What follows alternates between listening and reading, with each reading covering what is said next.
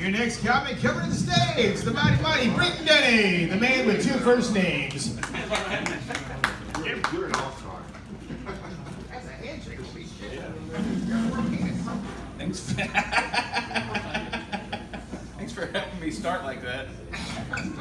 I'm always surprised when people get my name right, Britton Denny. Like, that's never a name you're going to see on a Coke bottle. Sounds like a spy. You're more likely to see Muhammad on a Coke bottle before you see Britton Denny. How you guys doing over there? Woo! Woo! Woo! That's all you got. You can bark a little bit better than that. You can bark better than that? Yeah, it's like a chihuahua. I'd like to see what your sex life is like. Yeah, it's a lot better You than got- this shit out here. He's there on a Wednesday night. It's fantastic. How you guys doing? Woo! I don't want this microphone stand. So, to tell you guys a little bit about myself. My name is Britton Denny. I'm married, but I have no kids. Thank you, Jesus.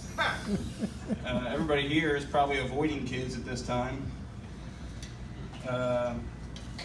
Especially that guy. I shoot blanks, bro. I win. So I got a full-time job because this comedy thing's not working out yet. I haven't quite figured out how to get you guys to pay for access to my dementia. So I'm working on that. I got a job in the HVAC field. I don't know if you guys know what that is, heating and air conditioning. It's not really that bad. It comes with a lot of pressure, but it is all relative. It's a really shitty science joke. So about 6 or 7 years ago, I started having stomach issues, intestinal issues, and it turns out I too have IBS. And as he pointed out, IBS is irritable bowel syndrome with diarrhea. IBS-D is horrible. Like, I feel like the D should stand for devastation. I mean, it's terrible. To give you a frame of reference, imagine your only source of food is White Castle and aloe water. Like, I haven't trusted a fart since 2009.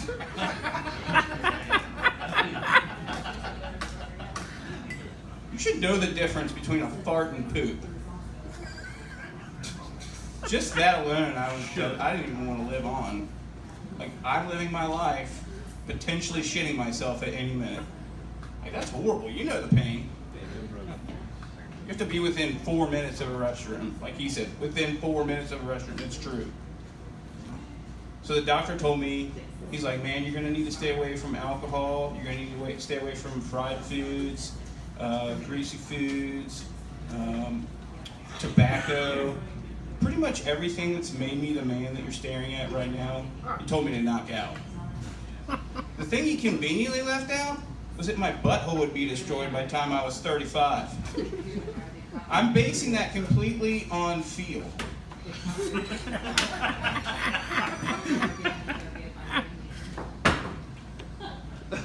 It's horrible. I'm pretty sure the only thing that's holding an occasional bowel movement together is the cat hair that I unknowingly consume every time I eat a meal in my house. Goddamn cat. I want to hate that cat so bad. That goddamn monster. I want to hate it so much. But the longer my wife and I are married, the more it seems like I have more in common with the cat than I do my wife. Like, my wife, she's bubbly, energetic, and eats healthy. Me and the cat are lazy as fuck and are angry for no reason.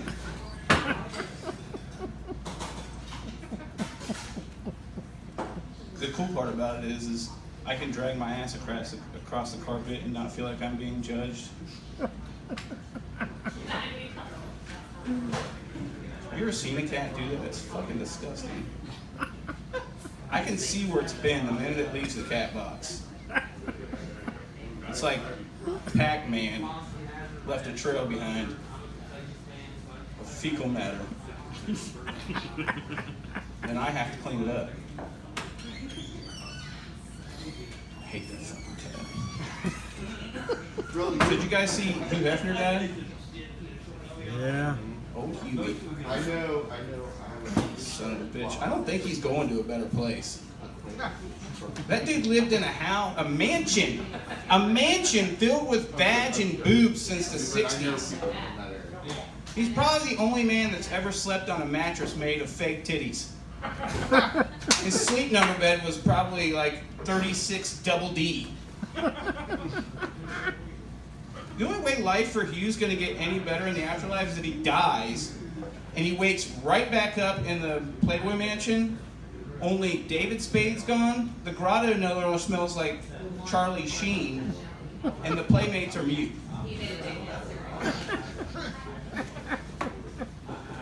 Well, I got your brains, your minds in the sexual realm. Have you guys ever bought sex toys before? Bought a sex toy lately? You guys probably have. You look like a kinky couple. Can you swallow that whole pickle? Sex toys are crazy, man. Totally perfect. Sex toys. Sex toys. I hate how women try to talk you into buying sex toys. Like, hey, sweetie, let's go out and buy this 9-inch dildo and some anal beads. Doesn't that sound kinky and fun? No, to me it sounds like my dick's not big enough and one hole at a time's not cutting it for you.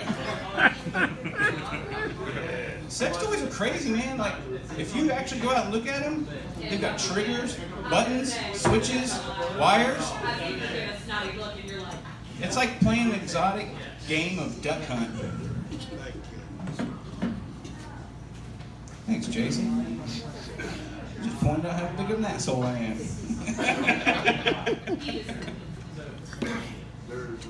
It's like playing an exotic game of duck hunt.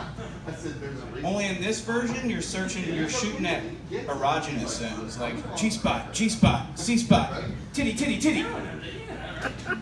It's insane. By the time you put everything on, it looks like you both are geared up to play a game of laser tag.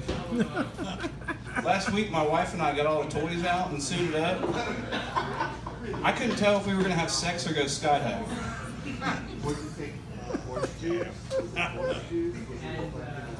I'm going to end this on a story. It's kind of long, so strap in. I've got 3 minutes. No, you have 2 minutes. I got 2 minutes and 20 seconds. It's going to be a really quick story. So the other day I went to the gas station and I saw a crackhead. And it was like seeing a unicorn for me because nowadays crackheads are kind of extinct with meth addicts and heroin addicts. I'm kind of saddened by that because crackheads bring an element of entertaining and resourcefulness that meth addicts and heroin addicts don't exhibit.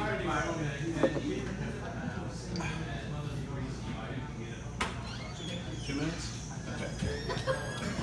So me and my friend Tony, we're in the car right before we go to the gas station. We smoke a bowl.